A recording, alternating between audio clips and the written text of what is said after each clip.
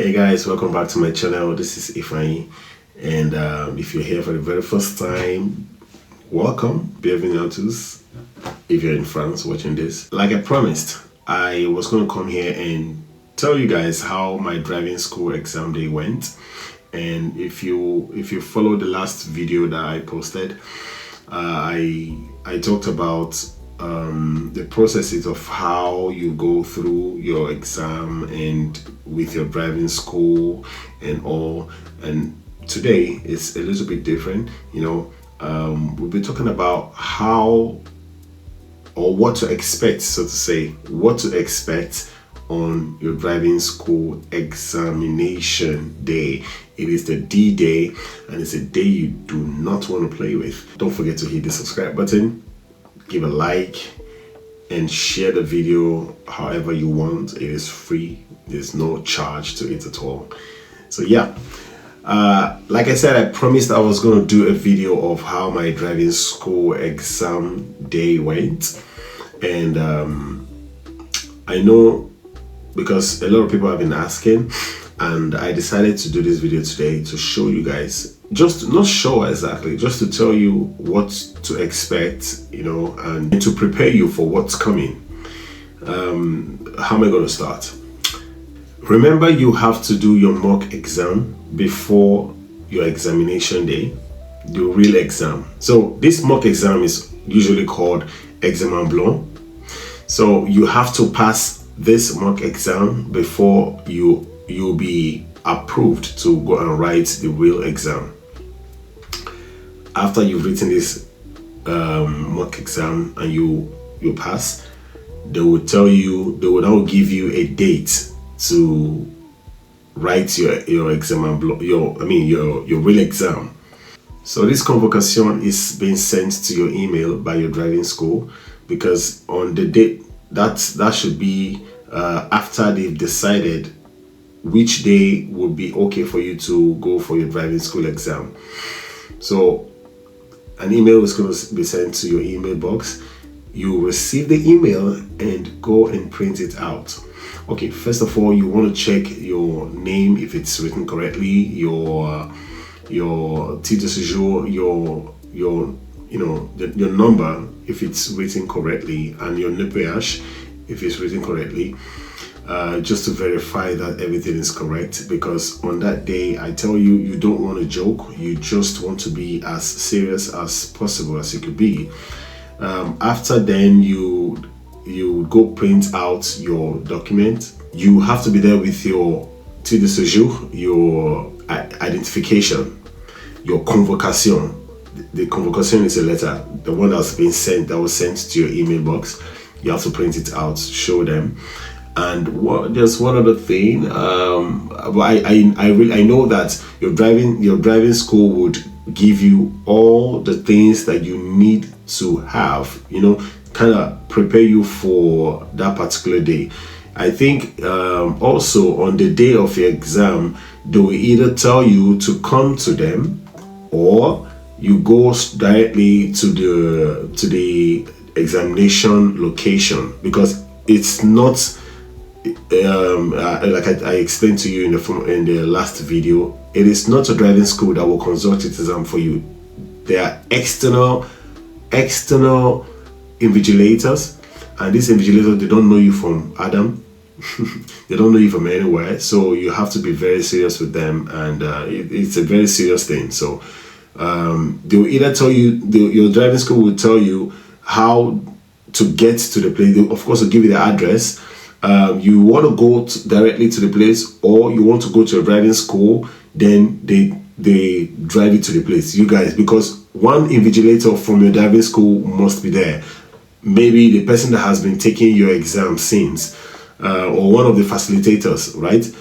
It has to be present there. Then the external invigilator, making two invigilators that will be there, plus you, three. Sometimes depending on the case, there might be two external invigilators plus your driving school facilitator. That means making three invigilators plus you, four. They will all be in the car that day, and you're gonna drive, right? So Where was I? When you get to the location of your exam, remember you have to take all your documents along with you. Your titre de séjour, the convocation, very, very important. You have to get it there with you. And just something else. Sometimes they tell you that you have to be there early. Maybe your exam is supposed to be in the morning around 8:30 a.m. You know, and where you stay is kind of a distance from there. You have to wake up as early as possible, at least 30 minutes before your exams. 30 minutes before the 8:30 exam is supposed to start. If your exam is supposed to start 8:30, it starts 8:30, no addition. Maybe there's, because you're not the only one, that's very importantly, you're not the only one writing exam or doing your driving school exam that day. There are many other people, I mean, not even from your driving school, from different driving schools. So different driving schools, they come with their students to, I think it's like one per term or something. They come with their students, and these excellent vigilators have to be the ones to go through with each and every one of them. So time is really, really très important. Yeah, so you have to be there very, very early, at least 30 minutes before the time you are located. So when you're there, what are you going to be doing? Wow, for me that day, I mean, okay, see, this is how it happened to me, right? I decided that out because my driving school, the driving school I enrolled with, is kind of close to where I live, and the location for the exam was kind of the other side of my city. So I decided to go to my driving school first, then we go there together. I mean, it's quite easy, right? So that day I got there with my facilitator from driving school, and we were there, we were seated. We're just there waiting. I could see that even before I got there, I could see that some other students, they've already started theirs. You see, they've already started theirs. I remember what my facilitator told me. She said, if you're lucky, you will drive when the weather is bright. But if you're unlucky, you will drive when the weather is still dark. Sometimes in the morning, the weather is still dark. That's when it's winter, right? The weather is still dark, and you have to, of course, adapt to that. Because of that, you can't say, no, I can't drive in the dark. No, they don't want to hear that. So when we got there that day, we were seated. The facilitator kept telling me I should be calm, I shouldn't, I remember, I remember we were two that day, but the person came on her own. I went there with my facilitator, so it was kind of easy. So when we got there, he said, you try as much as possible to keep you calm, because I was kind of a little nervous. It wasn't my fault. It's normal. Tu vois, c'est normal. Tu vas être stressé un peu. You're going to be stressed a little bit. You're going to be a little bit nervous, but that's normal. You just have to sit down and be at peace. So when it was time, I think the other lady, she went before me. I told you I wrote my exam twice, right? The first time I had an éliminatoire. What does that mean? Éliminatoire is c'est fini. Whether you have above the cutoff mark or you got everything right, but there is an éliminatoire, it means your exam has been cancelled and you have to rewrite the exam. You have to pay and rewrite the exam. So before you pay and rewrite the exam, you have to go through your driving school again.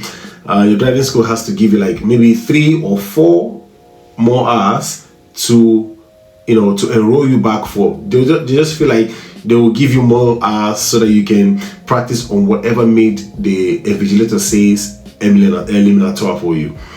So I went back to my driving school, and I had more like 3-4 hours. After that, I went back again. But before I went back, what was the eliminatoire for? In France, when you're driving on the road, unlike Nigeria, when you want to overtake, when you want to not just overtake, when you want to move from one lane to the other lane, maybe you were on the right lane and you want to go to the speed lane, you have to use your clignotant, you have to use your signal. You have to signal left or right.